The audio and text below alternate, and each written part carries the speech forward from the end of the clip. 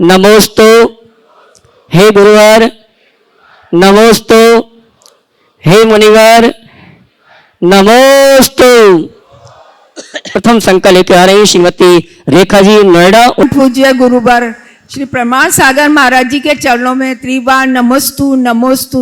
समस्त मुनि संघ को नमोस्तु नमोस्तु नमोस्तु। महाराज जी, पहले लोग भावुक होते थे तो वो संबंधों को संभाले रखते थे, बाद में लोग प्रैक्टिकल हुए, वो संबंधों का दुरुपयोग करने लगे। उसके बाद लोग प्रोफेशनल हो गए, अगर फायदा है तो ही संबंध बनाते हैं। तो महाराज जी, मेरी शंका है कि उन लोगों की पहचान कैसे हो सकेगी, वो कैसे पहचाने जाएं? देखिए, इमोशनल, प्रैक्टिकल और प्रोफेशनल, ये तीन जो चीजें हैं, ये तीनों तकलीफ देह है। अगर स्पिरिचुअलिटी आ जाए तो कोई परेशानी नहीं। भावनाओं में संबंध टिकते हैं, ऐसा कहना पूरी तरह ठीक नहीं है। भावनाएं यदि दिशा बदल दे तो संबंध बिगड़ते भी हैं, भावनाओं के बहाव में संबंध बिगड़ जाते हैं। हालांकि भावनाएं हमारे संबंधों को मजबूत बनाने में काफ़ी कुछ निमित्त बनती। जो प्रैक्टिकल और प्रोफेशनल एटीट्यूड की बात आपने की, ये समस्या तो देगी ही बात। अब व्यक्ति की पहचान कैसे करें, ये आपका अहम सवाल है कि इस तरह के लोगों को हम कैसे पहचानें। हम उनकी प्रवृत्ति और सोच को बारीकी से देखने की कोशिश करें कि हम चीज़ों को किस तरीके से देखते हैं, और उसी हिसाब से फिर व्यक्ति के साथ अपना व्यवहार सुनिश्चित करें। विवेकानंद जी जब भारत से बाहर जा रहे थे धर्म के प्रचार के लिए, तो उनकी माँ ने उनसे पूछा, कहा बेटा वो चाकू रखी हो मुझे दे। तब जब विवेकानंद जी ने चाकू माँ की तरफ रखा तो बेट वाला हिस्सा माँ की तरफ बढ़ाया और धार वाला हिस्सा अपनी तरफ रखा। तो माँ ने कहा, बेटा तू वाकई में धर्म का प्रचार करने लायक है, क्योंकि तुझे खुद की अपेक्षा सामने वालों के हितों की चिंता है। और उन्होंने अपना बहुत बहुत आशीर्वाद दिया और वो गए। तो जब हम व्यक्ति की प्रवृत्ति पर बारीकी से नज़र रखते हैं, तब उसके सोच का अंदाज रखता है कि हम क्या सोचते हैं, कैसे सोचते हैं। और जब उनकी सोच की गहराई में उतरेंगे, तभी हम किसी व्यक्ति के विषय में ठोस निर्णय ले सकें। महाराज जी, एक प्रश्न। हाँ बोलो। महाराज जी, मेरा की एक शंका क्या बल्कि एक मेरी समस्या है। मैं वैसे धार्मिक हूँ काफ़ी बचपन से ही। मैं काफ़ी धार्मिक हूँ बचपन से ही। भगवान के आशीर्वाद से मुझे सब अच्छी आदतें मिली हुई हैं बचपन से ही। मैं झूठ नहीं बोलता, मैं किसी से ईर्ष्या भाव नहीं रखता हूँ, सभी की सहायता करने के लिए तैयार रहता हूँ। करना मेरे हृदय में भरी हुई है बहुत ज़्यादा। और मैं सब समाज में भी और लोगों की फाइनेंशियली भी और फिजिकली भी सहायता करने के लिए हमेशा तैयार रहता हूँ। लेकिन महाराज जी, मेरा धर्म की क्रियाओं में, जैसे मेरी वाइफ ये बहुत धर्म क्रिया करती हैं, सारे दिन मंदिर में और सारे दिन विधान ये वो सब, मेरा मन नहीं लगता। मैं चाहता हूँ मेरा मन लगे, पर मेरा नहीं मन लगता। देखिए, ये बहुत अच्छी बात है कि आप अपने आप को धार्मिक समझते हो, दया करुणा से भरे हुए भी हो। लेकिन जो आपने दूसरी बात की कि मेरा धार्मिक क्रियाओं में मन नहीं लगता, तो मैं आपसे ये कहूँगा, केवल मंदिर में किया गया धर्म ही धर्म नहीं है। हमारे व्यवहार में उतरा हुआ धर्म ही असली धर्म है। अहिंसा, सत्य आदि को हृदय में स्थापित करें तो धर्म होगा। अगर मंदिर में हम पूजा पाठ करें और अपने अंदर वो व्यवहार न हो, तो उन पूजा पाठ का वांछित परिणाम नहीं मिल सके। इसलिए जो भी धार्मिक क्रियाएं करें, अपनी भावनाओं को और प्रगाढ़ बनाने के लिए करें। आप जितना बन सके धार्मिक क्रियाएं करें। अगर धार्मिक क्रियाएं करने लगोगे मन से जुड़कर, तो आपके जीवन में और चार चांद लगेंगे। आप जो कर रहे हैं अच्छा कर रहे हैं, बस एक सावधानी रखें कि मुझसे कोई अधर्म ना हो। व्यवहार में अधर्म न करना ही मेरा धर्म है, इसे आप गांठ में बांध लें। और जितने भी हमारे रिचुअल्स हैं वो उसी भावनाओं को पुष्ट करने के आधार ऐसा मान के चलें। नमस्ते महाराज जी, नमस्ते। गुणायतन ट्रस्टी श्रीमान अभिनंदन जी भोपाल। मुनि संघ के श्री चरणों में मेरे परिवार एवं जैन समाज नेहरू नगर का नमोस्तु इच्छामि। महाराज जी, खाली पेट हमारी बॉडी का हीलिंग मशीन बन जाता है। क्या? खाली पेट हमारी बॉडी की हीलिंग मशीन बन जाती है। Healing machine. हीलिंग मशीन, यह ऑटोफेजी का सिद्धांत है। जिन लोगों का रात्रि में चारों प्रकार के आहार का त्याग रहता है तथा प्रातः देव दर्शन के पश्चात ही कुछ ग्रहण करते हैं, अर्थात लगभग 16 घंटे की फास्टिंग हो जाती है उनकी, तो इसमें ऑटोफेजी का सिद्धांत काम करेगा क्या, तथा इसमें हीलिंग होना संभव है क्या? बिल्कुल करता ही है, और इस तरह का जीवन जीने वाले लोग अपेक्षाकृत दीर्घायु और स्वस्थ होते हैं। हम लोग देखते भी हैं, इसलिए इस सिद्धांत का अनुसरण तो करना ही चाहिए। पार्थ जी इंदौर से। मैं अजमेर से मधु जैन। महाराज जी, अजमेर वासियों का और मेरे परिवारीजन का, बाबूजी का आपको बहुत बहुत त्रिवार त्रिकाल नमोस्तु नमोस्तु नमोस्तु। एलक जी छिलक जी को इच्छामी इच्छामी इच्छामी। महाराज जी, मेरा एक प्रश्न है कि मेरे परिवार से ही कोई क्लोज व्यक्ति है तो उससे मेरी महीनों बात नहीं होती। अगर मैं करना भी चाहती हूँ या फ़ोन से किसी तरह से, तो वो रिप्लाई नहीं मिलता मुझे, तो मेरा भी मन कम करता है बात करने का। तो क्या ये कौन से कर्म का उदय है और कौन से कर्म का बंद होगा? क्या ये अनंतानंदी कषाय बनती है क्या? और इसके बचने का मुझे कृपया समाधान दीजिए, उपाय बताइए। किसी से बात न करना कसाय का लक्षण नहीं है, बात को दिल में बिठाए रखना कसाय का लक्षण। क्या बोल रहा हूँ, बात समझ में आई कि नहीं? जी। किसी से बात न करना कसाय का लक्षण नहीं है, बात को दिल में बिठाए रखना कसाय का लक्षण। अगर किसी के साथ कोई बात हुई, कोई घटना घटी और वो बात हमने अंदर बिठा ली, गांठ बांध ली, उसके प्रति द्वेष और दुर्भाव जगा दिया, तो ये कसाय का लक्षण। जी, हम इससे तो चाहते सुनो, हैं इससे बचना चाहिए। मैं आप पर नहीं बोल रहा, सब पर बोल रहा हूँ। जी। लेकिन यदि किसी से विचार नहीं मिलते, किसी की सोच नहीं मिलती, किसी का मन हमसे नहीं मिलता, वो बात नहीं करना चाहता, ना करे। जबरदस्ती हम क्यों बात करें? न उससे राग रखे, न द्वेष रखे, जी। न लेना न देना, मगन रहना। वो अपना काम करे, हम अपना काम करें। बात करने से, बतंगल खड़ा करने से अच्छा है बात न करना। जी महाराज, सही है। बिल्कुल। लेकिन जो मैंने पहला वाक्य कहा उसे ध्यान रखना, बात पकड़ कर मत बैठना, बात हृदय में मत रखना।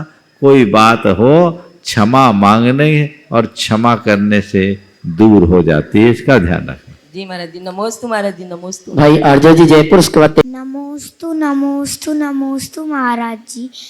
मेरा एक प्रश्न है कि महावीर भगवान, भरत भगवान, बाहुबली भगवान, सबके पिता राजा थे, तो क्या राजा ही के बेटे बस भगवान बन सकते हैं?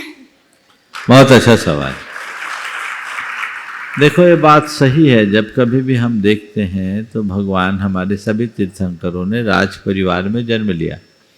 तो इस बच्चे के सवाल की तरह ये सवाल उठ सकता है कि बिल्कुल स्वाभाविक सवाल है कि राजा के बेटे ही भगवान बन सकते। नहीं, हम भगवान महावीर को राज के रूप में, राजा के पुत्र के रूप में देख रहे हैं। भगवान ऋषभदेव को राजपुत्र के रूप में देख रहे हैं, राजा के रूप में देख रहे हैं।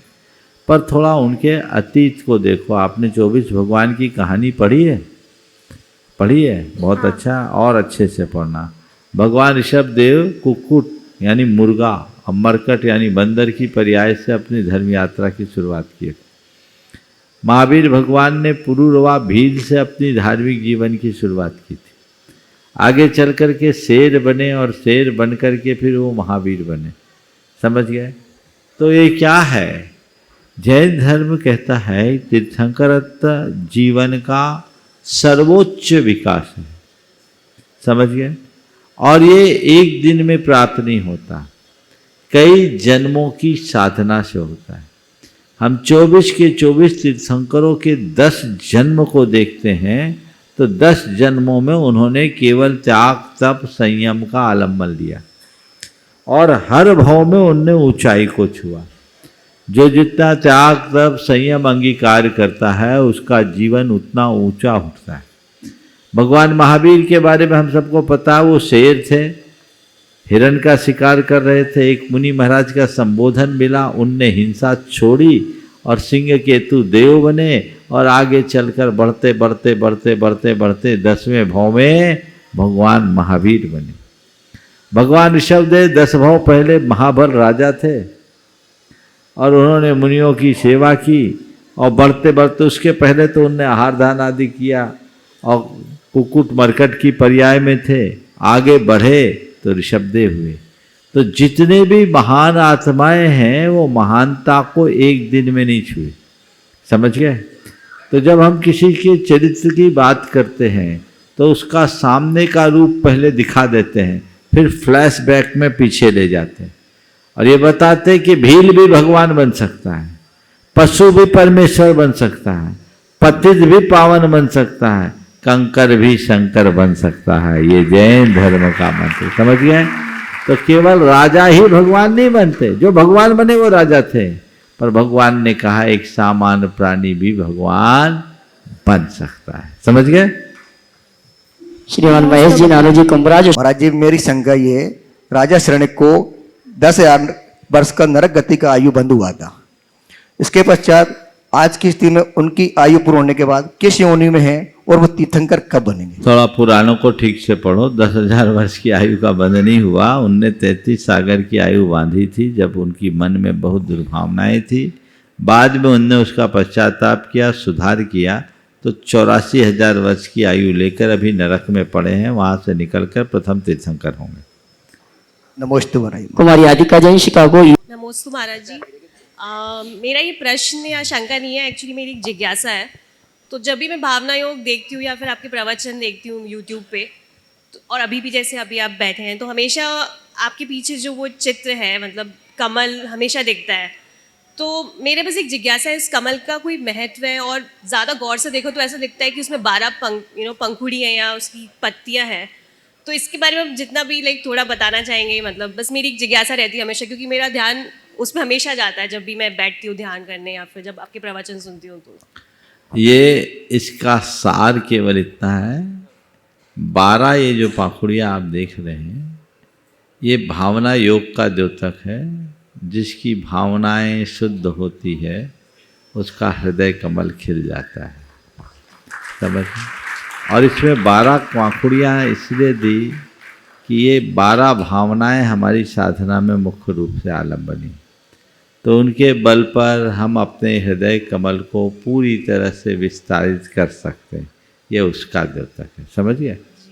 चलिए दिनेश जी गुड़गांव। महाराज कैसे अदा करेंगे उपकार हम आपके, हम तो बने सितारे गुरुवर आपके सहारे।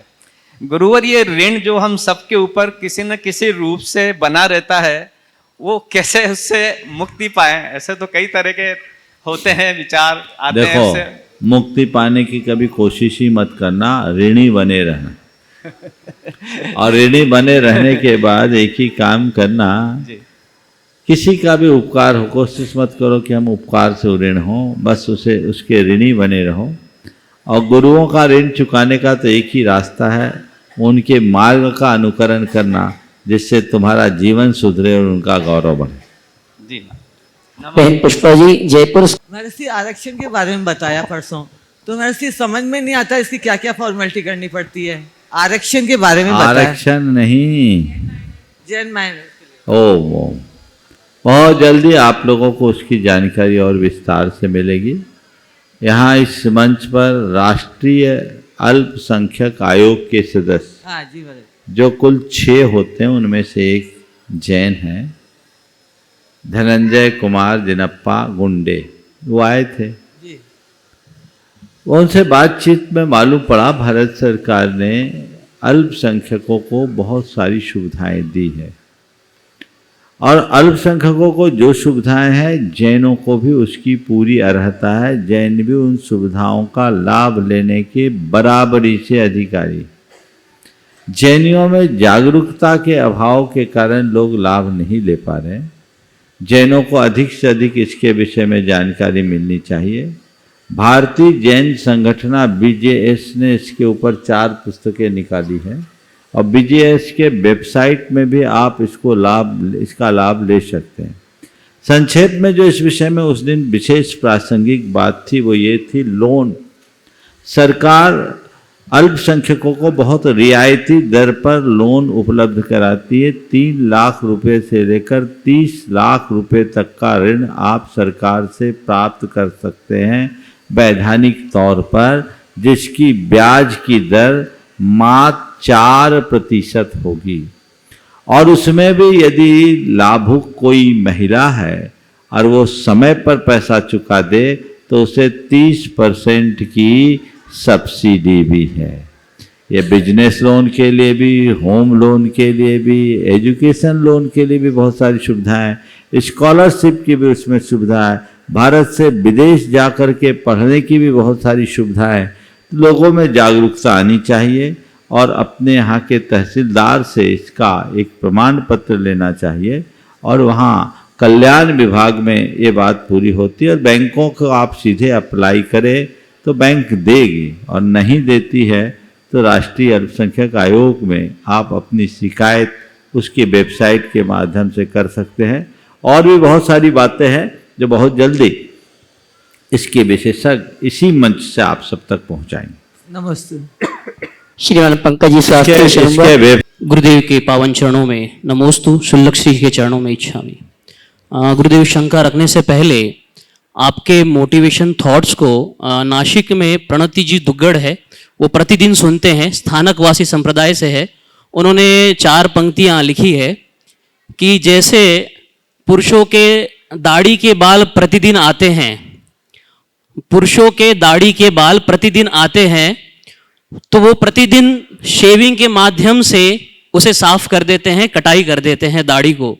वैसे ही जीवन जब तक है तब तक के नकारात्मकता आएगी और उस नकारात्मकता को मुनि प्रमाण सागर जी महाराज के प्रवचनों के माध्यम से सकारात्मक रूपी फावड़े से नकारात्मकता दूर करते चले तो जीवन में सकारात्मकता हमेशा बनी रहेगी। गुरुदेव, मेरी एक शंका भी है। इस गुरुदेव, दिगंबर में एक आकर्षण छुपा हुआ है और दिगंबर से इस आकर्षण में महाराज जी जब स्कैनिंग होती है, रीडिंग करते हैं दिगंबर साधु की फोटो की आदि की, तो महाराज जी उनका ओरा जिन प्रतिमा के बाद सबसे ज्यादा पावरफुल और सबसे ज्यादा एनर्जाइज्ड होता है। तो महाराज जी हमें एक लाभ मिलता है आहार दान के वक्त कि गुरु की नवदा भक्ति पूर्वक पड़गान करके हम अपने घर में मुनिराज का पाद प्रक्षालन आदि आहार दें। तो महाराज जी आज कुछ घरों में निगेटिविटी इतनी आ रही है तो हम इस आहार दान के अवसर को हम अब इसने प्रमाद को त्याग करके इसे पुरुषार्थ करके उस एनर्जी को अपने घर में हम नहीं फैला पा रहे हैं। तो महाराज जी इसका एक समाधान कि हम आहार दान के प्रति पुरुषार्थवादी कैसे बने। देखिए, आपने जो बात कही मैं अपने मुंह से इसका समर्थन नहीं करूंगा, लेकिन ये बात इसमें बहुत सच्चाई है और शोध का विषय। हमारे शास्त्रों में इसी बात को दूसरे तरीके से कहा गया है कि जिस घर में मुनि के चरण नहीं पड़ते वो घर शमशान की तरह है। मुझे ऐसा लगता है शमशान नकारात्मकता का चरम रूप है और साधु के चरण पड़ते ही सकारात्मकता का संचार होता है, यानी उसकी शमशानगी खत्म होती है।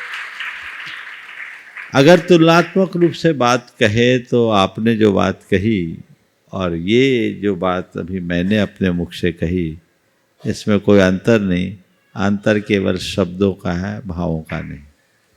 तो प्रत्येक सद्गृहस्थ को हर पल ये भाव रहता है, उसके मन में उमंग रहती है कि किसी निर्ग्रंथ गुरु के चरण मेरे घर में पड़े, और उसके लिए प्रयास भी करना चाहिए। लेकिन महानगरों में जहाँ दूर दूर लोग रहते हैं, साधुओं का पहुँच पाना भी संभव नहीं है, तो उनके लिए चाहिए कि हमारे घर में चरण हो या ना हो, घट में चरण जरूर हो। मैं इसलिए बात दोहरा रहा हूँ क्योंकि मेरे शब्दों को सुनकर आप लोगों के मन में उथल पुथल हो सकता है। महानगरों में रहने वाले, बहुमंजिले इमारतों में रहने वाले लोगों के मन में होगा, अरे क्या हो गया, हम तो शमशान में रह रहे हैं, बड़ी दिक्कत आएगी। जहाँ साधुओं का आगमन नहीं हो पाता वहाँ के लोगों के मन में बड़ी हीनता आ सकती। मैं उन सब से कहता हूँ चिंता करने की जरूरत नहीं है। पहला प्रयास घर में चरण हो। ओम। पहला प्रयास घर में चरण हो, और घर में हो ना हो घट में चरण जरूर हो। समझ गए? तौ पादो मम हृदय, तौ पद मेरे ही में ना हो, मम ही तेरे पुनीत चरणों में। आपके चरण मेरे हृदय में हो और ना हो तो मेरा हृदय आपके चरणों में को रखना चाहिए। साधु की चर्या का अनुपालन गृहस्थों के माध्यम से ही होता है, और जब तक गृहस्थजन साधु चर्या के अनुपालन में सहायक रहेंगे तभी तक धर्म तीर्थ की परंपरा आगे बढ़ेगी। इसलिए इसमें पूर्ण तत्परता का ध्यान रखना चाहिए। प्रमाद छोड़कर ऐसी क्रियाओं को साथी से पुण्य के बंध का कारण मानकर चलना चाहिए, तभी हम अपने जीवन का कोई भला कर पाएंगे। विकास जी शास्त्री मुनिद्वय के चरणों में कोटि कोटि नमोस्तु। मंचासीन एलक जी, छुल्लक जी महाराजों के चरणों में सादर इच्छामि। नारियां अनेक और पुत्र भी अनेक, किंतु आप जैसा पुत्र देने वाली माता एक है। कि नारियां अनेक और पुत्र भी अनेक, किंतु आप जैसा पुत्र देने वाली माता एक है। आप गुरुवर को देखिएगा, मेरे शब्दों में ध्यान दीजिएगा। कि नारियां अनेक और पुत्र भी अनेक, किंतु आप जैसा पुत्र देने वाली माता एक है। चंद्रमा चकोर सममुख के छटा की छवि, सूर्य से प्रतापी आप सूर्य मात्र एक है। कि संत हैं अनेक निर्ग्रंथ भी अनेक, किंतु नेक से भी नेक गुरु आप बस एक हैं। जैन धर्म के हैं प्राण, नाम है गुरु प्रमाण। आप जैसा इस धरा पे आप मात्र एक हैं। आप जैसा इस धरा पे आप मात्र एक हैं। गुरुवर के चरणों में त्रिवार नमोस्तु करते हुए एक प्रश्न है कि गुरुदेव, महापुरुषों का जो जीवन मैंने पढ़ा है कि हमेशा संघर्षों के बाद ही कोई महापुरुष बन पाया है, तो क्या महापुरुष बनने के लिए हर व्यक्ति को संघर्ष आवश्यकता है? और अमूमन देखने आता है कि वर्तमान में जो लोग धर्म करते हैं या धार्मिक क्रियाओं से जुड़े रहते हैं तो उनके जीवन में विपदाएं आ जाती हैं। तो उसका मतलब क्या हमें यह समझना चाहिए कि कर्मों का जो हमारा क्षय जल्दी से हो रहा है, जल्दी से उदीर्णा हो रही है?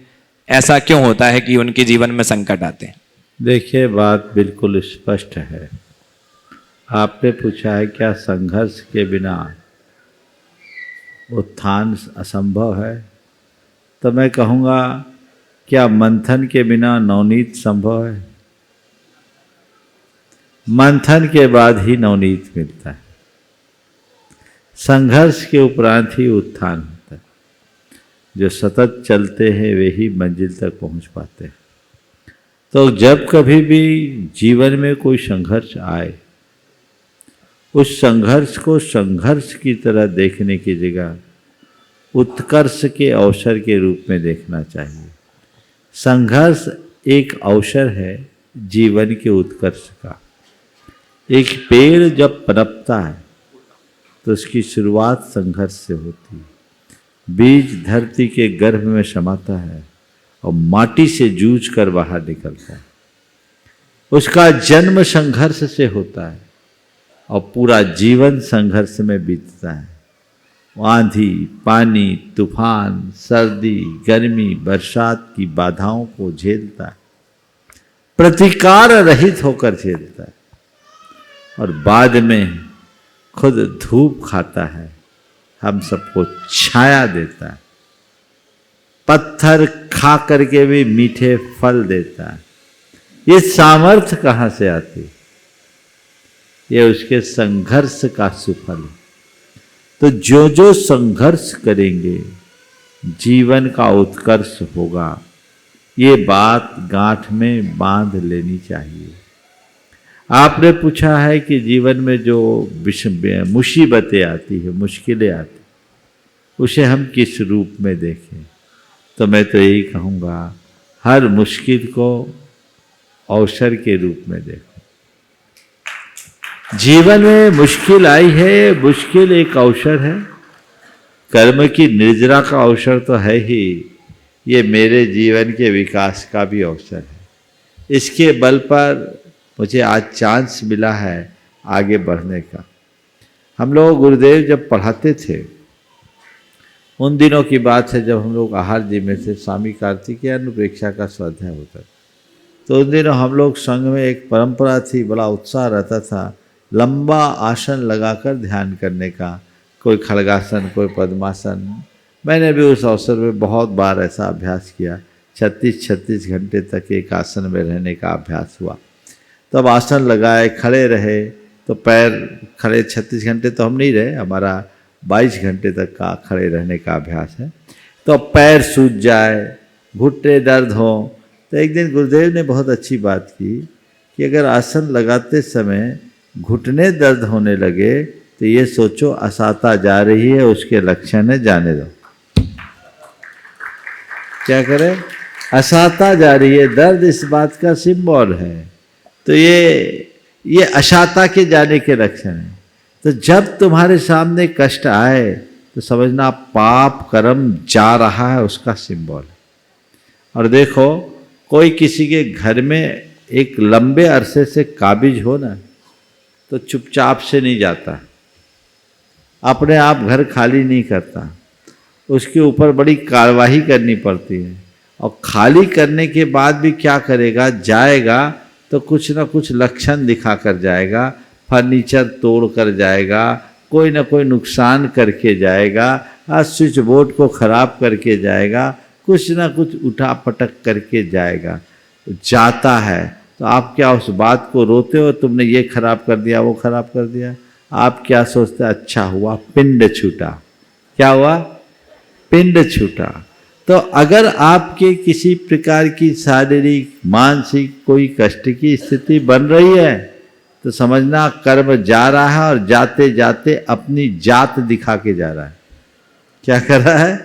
कर्म जा रहा है, जाते जाते अपनी जात दिखा के जा रहा है। इसलिए कर्म को देखकर घबराओ मत, एक ही बात सोचो, चलो पिंड छूटा। क्या? पिंड छूटा। ये हमारी समता को बढ़ाने का एक सबल माध्यम होगा और इससे जीवन को ऊंचा उठाया जा सके। नमोस्तु गुरुदेव। ज्ञानोदय परिवार बेंगलोर से अतिक जी। नमस्ते गुरुवर। हाँ बोलो बोलो। मेरी माता मेरा जैन। नमोस्तु गुरुवर। हम बेंगलोर ज्ञानोदय परिवार से आए हैं, उनके ओर से भी आपको बहुत बहुत नमोस्तु। अभी बालक जैन संस्कार होना है बेंगलोर ज्ञानोदय में, तो उसके संदर्भ में मेरा बच्चा थोड़ा आपसे महत्व जानना चाह रहा है, एक बार उसके मुँह से सुन लीजिए। मेरा जैन जैन बाल संस्कार होना। हाँ बोलो। हाँ, बाल संस्कार होना है। तो मेरा प्रश्न है कि हम उससे पहले बालक जैन संस्कार से पहले हम जैन नहीं है क्या? बहुत सुंदर। देखो, एक दो तरह के जैन होते हैं, एक जन्म से जैन, एक कर्म यानी गुणों से जैन। ध्यान से सुनो। क्या नाम है आपका? नाम बताओ अपना। अतिक्ष। अतिक्ष। अतिक्ष। तो देखो बेटा, एक होता है जन्म से जैन होना और एक है कर्म यानी गुणों से जैन होना। आप जैन घर में जन्म लिए इसलिए जैन तो आप है, लेकिन अभी नाम के जैन। जैन सच्चे और पक्के जैन कब बनेंगे? जब आप कुछ व्रत अंगीकार करोगे। और व्रत में कौन से हैं? तो 8 मूल गुण हैं। क्या है? 8 मूल गुण। मूल गुण क्या होते हैं? मूल गुण यानी रूट। जैसे पेड़ की रूट होती है ना, जड़ होती है, तो पेड़ सुरक्षित होता है। पेड़ की जड़ उखड़ जाए तो पेड़ खड़ा होगा क्या? बोलो, नहीं ना। तो ऐसी 8 बातें हैं जो जैन होने की जड़ है। वो क्या है? मद्य का त्याग, मांस का त्याग और मधु का त्याग। ठीक है। और 5 प्रकार के उदंबर फल होते हैं जिनका नाम है बड़, पीपल, पाकर, उमर और कटुमर। ये 5 प्रकार के फलों का और मद्य, मांस, मधु का, इन 8 का त्याग करोगे और सच्चे देव शास्त्र गुरु के अनुयायी बनोगे, तब तुम कर्म से जैन होगे। समझ गए? तो ये जैन संस्कार होने से, फिर उस संकल्प में बंध जाने से जीवन में कभी आगे नहीं बढ़ पाओगे। जन्म से जैन बनने को सम्यक दर्शन प्राप्त नहीं होता, लेकिन अब जब करोगे तो तुम्हें सम्यक दर्शन की प्राप्ति होगी, और सम्यक दर्शन की प्राप्ति होगी तभी तुम अपना कल्याण कर सकोगे। समझ गए ना? तो ये बहुत अच्छा कार्यक्रम है। मन से जुड़ो और ठान के जाओ मुझे सच्चा और पक्का जैन बनना है। ठीक है ना? श्रीमान धीरेन्द्र जी राजपूत कानपुर। महाराज जी नमोस्तु नमोस्तु नमोस्तु। मेरा नाम धीरेन्द्र सिंह राजपूत है। मैं यूपी कानपुर का रहने वाला हूँ। महाराज जी मैं पिछले 3 साल से शांतिधारा गिर गौशाला में सेवाएं दे रहा हूँ, प्लस आचार श्री से जुड़ा हुआ हूँ। मैं अभी डोंगरगढ़ गया था महाराज जी, तो वहाँ पर हाई क्यू की प्रतियोगिता के बारे में सुना, तो मैं यह जानना चाहता हूँ कि हाई क्यू है क्या?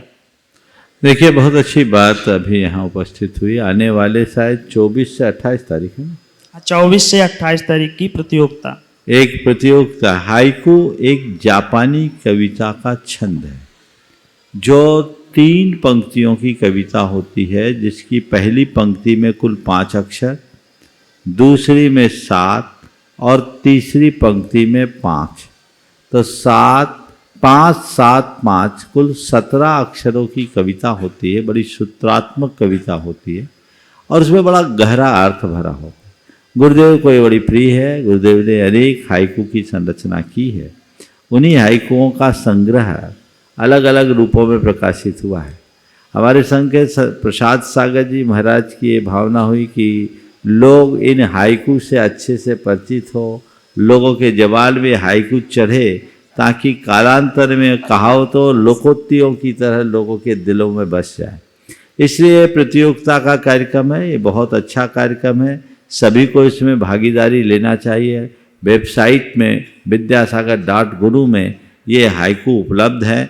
यहाँ पर भी कुछ मुद्रित प्रतियां महाराज लोगों के पास उपलब्ध है, आप लोग उन्हें प्राप्त कर सकते हैं और इस प्रतियोगिता में भाग ले। उसमें भाग लेने के बहाने आपको इन कविताओं को पढ़ने का, सारे छंदों को पढ़ने का, उसकी अर्थ की गहराई में डूबने का सुअवसर भी प्राप्त होगा। इसलिए बहुत अच्छा अनूठा मौका है। सबको हाइकू पढ़ना नहीं चाहिए, हाइकू घोंटना चाहिए, ताकि बात बात में जीवन में बहुत बड़े अर्थ प्राप्त हो सके। देखिए हाइकू की गहराई कितनी होती है। एक छोटा सा हाइकू। तेरी 2 आंखें तेरी ओर 1000, सतर्क हो जा। एक छोटा सा हाइकू है, कितना बड़ा अर्थ है इसका। अब व्याख्या करूंगा तो बहुत समय हो जाएगा। मैंने हाइकू पर 108 हाइकू पर प्रवचन दिए हैं, जो प्रवचन संग्रह के रूप में आपको उपलब्ध होंगे, वहां से देखिएगा। आशीर्वाद। नमोस्तु महाराज। रमेश जी सैल जी नोएडा। मंच पर विराजमान पूज्य दोनों मुनिराजों के चरणों में नमोस्तु नमोस्तु नमोस्तु। एलक जी और छुल्लक जी महाराज जी के चरणों में छामी छामी छामी। महाराज जी, मेरा प्रश्न संलेखना से लेकर है थोड़ा, कि ये कैसे हम डिसाइड करें कि संलेखना कब लें, क्योंकि कई बार बीमार व्यक्ति होता है तो सब बोलते हैं ज़्यादा बीमारी होती है, इन्हें संलेखना दिला दो, इन्हें संलेखना दिला दो, लेकिन वो बहुत बीमार होने के बाद भी यदि ठीक हो जाता है, संलेखना नहीं दिलाई तो लगता है इसकी आयु शेष थी। और यदि संलेखना दे के समाधि हो जाती है तो कुछ मेंबर्स का फैमिली में ये होता है कि क्या पता उनकी आयु शेष थी, हमने संलेखना दिला दी जब उनको। हाँ जी। 4 स्थितियों में संलेखना लेने का विधान है। उपसर्गे, ऐसा भयानक उपसर्ग जहां बचने की कोई संभावना न हो।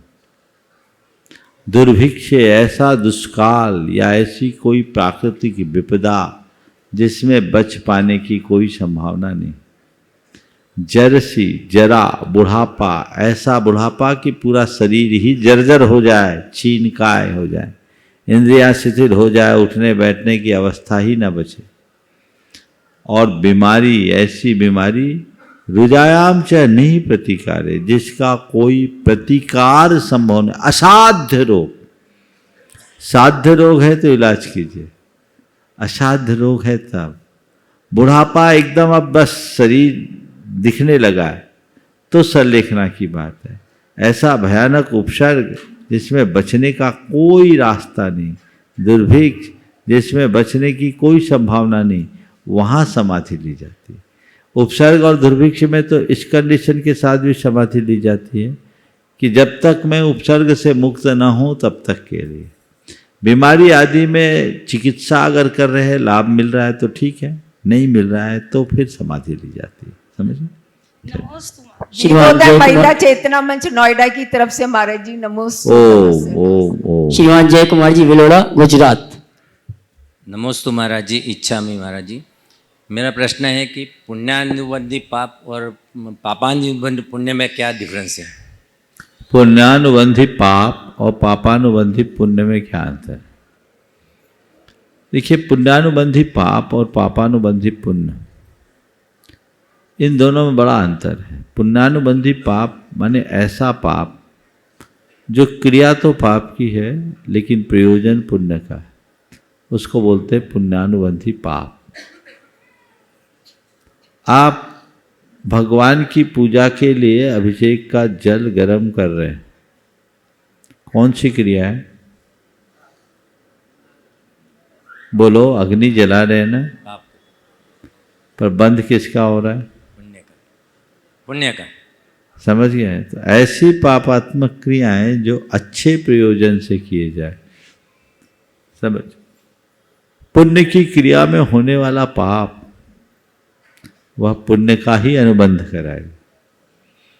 और पापानुबंधी पुण्य, ऐसा पुण्य कई लोगों का होता है, पुण्यता है, वो पुण्य का भोग कर रहे हैं और पुण्य के भोग में पाप की क्रिया कर रहे हैं, तो पुण्य के भोग में, भोग विलास में लग गए तो उनका पुण्य पाप का अनुबंध कराने वाला होगा, जो नीचे गिरे। और आइए चलते हैं मंच पर विराजित परम पूज्य मुनिवर के श्री चरणों में नमन करते हुए निवेदन है आप सभी की ओर से अगली शंका के लिए।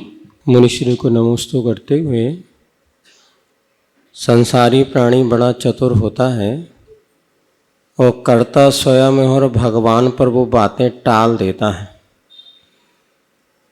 एक बार का प्रसंग सुनने में आया कि आचार्य महाराज विहार कर रहे थे और एक कहीं पर मंदिर में भजन चल रहा था, दुनिया बनाने वाले क्या तेरे मन में समाई और तूने काहे को दुनिया बनाई।